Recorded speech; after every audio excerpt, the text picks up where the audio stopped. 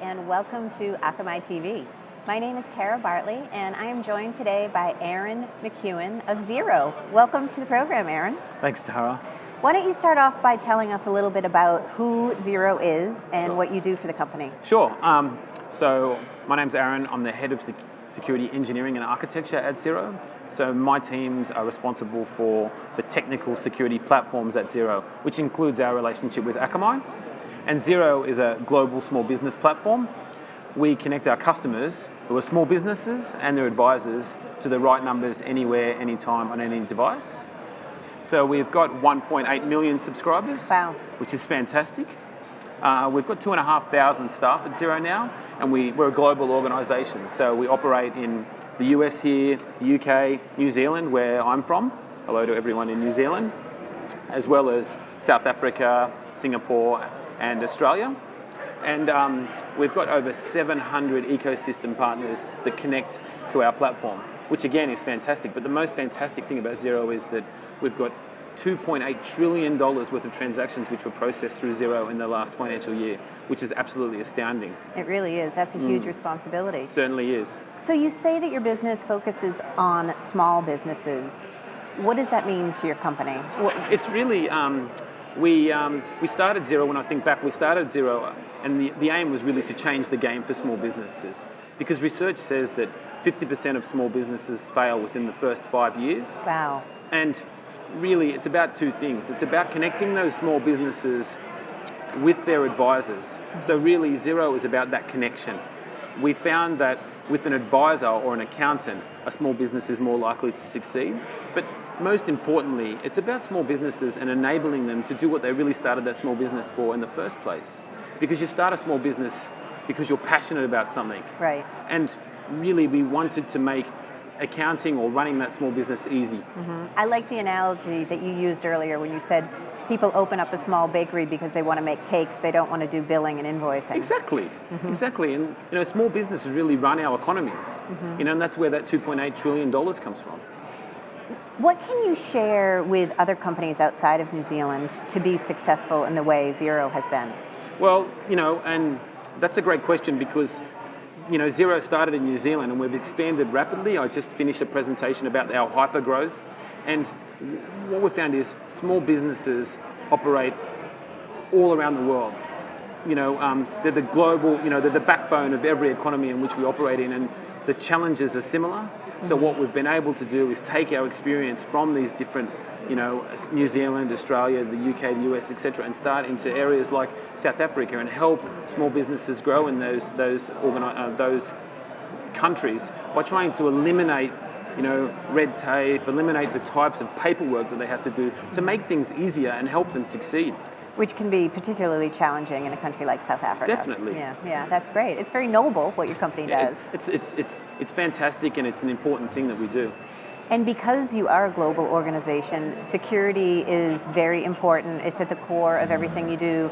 When we spoke, you said there were 3 tenets of security that you live by. Can you talk about those? Exactly. So security culture in particular is very important inside Xero, because we have the concept of shared responsibility or security partnership. And that security partnership is shared between ourselves and the security team, our developers and products teams, as well as our security partners themselves, such as Akamai. But it's really built on 3 things. It's firstly built on communication, it's built on education, and it's built on enablement.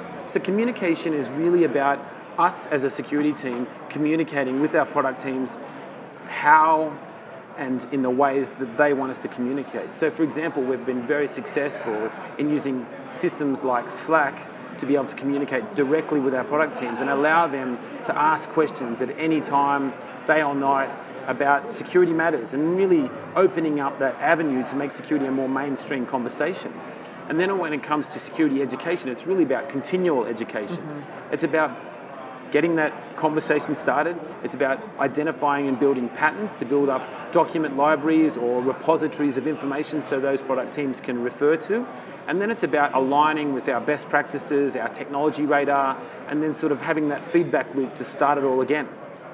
And then when it comes to enablement, that's the most exciting part for us, because really we want to be able to transfer security responsibility from a centralized team out to product teams. And that was really about sitting down with those product teams and finding out how they wanted to work. They wanted to work dynamically. They didn't want systems. They wanted to be able to dynamically access those security platforms themselves. So we built security tooling for identity and access management like our Pac-Man system, which has been transformational in the way the product teams engage with us in security. It allows those product teams to be able to actually check their own identities inside our ecosystem. They can request access to new platforms. They can generate key requests. They can interact with the security platforms in a way that's audited, but in a way that makes things less cumbersome from them. They don't have to log tickets, they get a faster response, and they feel more enabled. And then if they're communicated to, if they're more enabled and they get education, it really builds that positive security culture, which is really transformational in building out a solid platform for us. And when you focus on those three tenants, when we talk about communication, you're referring specifically to internal communication. That's right, yeah. But you do have such an ecosystem of partners. We do. I imagine communication is just as important there. It is. It's definitely important. And that's really about us as an organization and as a security team inside that organization to be able to take the messaging that we spread here, for example, at Edge, and transferring it down to those ecosystem partners to help them along their journey as well. And anything's possible nowadays, right? That's like right. When we spoke last week, it was Friday for you, it was Thursday for me, That's right. your partner in California, I was on the East Coast, right? We That's can right. always make it happen. Exactly. Especially with Skype. Yeah, it's the internet, right? Tell me your ethos around security, how does that really enable your developers? How does it make them thrive? Yeah, I used to use this this analogy about being fast or being secure, and it's really still true today, because we used to think in security generally about you could be fast or you could be secure. But what our developers need to be is both fast and secure at the same time. So building up a culture and giving the product teams tools and giving them access to information and giving them access to people allows them to continue to develop quickly, get those features out to our customers and help those customers, those small businesses and advisors that I was talking about, but also be secure while they're doing that. And that's really important. It's really about agility and secure agility, I suppose. Right. Well, I know that in addition to this interview, you delivered a presentation earlier today, but I assume you are also here in part for education. And are you planning to go back home and educate your team? I think I should, certainly. And enable them. Yeah, definitely. So the conference has been great. I attended the customer advisory board for web security yesterday, which was an excellent opportunity to network with our peers in the US here, which was great because we get to share our challenges as well as some of our successes. And the important thing about myself and other members of the team coming to this conference is really about taking that information back and sharing it with all levels of our organization. And you traveled an awful long way to come here. We certainly did. And we're very, very happy that you did. Aaron, thank you so much for your time Thanks today. I very really much. appreciate it. Thank you. Thank you, everyone, for tuning in to Akamai TV, and we'll be back in just a few minutes.